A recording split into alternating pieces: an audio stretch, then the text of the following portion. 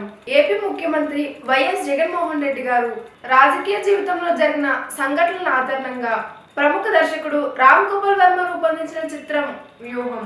ఈ సినిమాలో ఆజ్మల్, మానస ప్రధాన పాత్రధారులుగా నటిస్తున్నారు. దాసరి కిరణ్ కుమార్ ఈ సినిమాని నిర్మించారు. ఈ చిత్ర ప్రీ రిలీజ్ వేడుకను ఆదివారం విజయవాడలో నిర్వహించారు. ఈ సందర్భంగా రామ్ గోపాల్ వర్మ గారు మాట్లాడుతూ, రాజకీయాల్లో ఉన్న వ్యక్తులు బయటకు ఎలా కనిపిస్తారు, సమయం వచ్చినప్పుడు ఎలాంటి కుట్రలు, వ్యూహాలు అమలు చేస్తారు అనే అంశాలను సైకలాజికల్ కోణంలో విశ్లేషించి ఈ సినిమా తీశాను.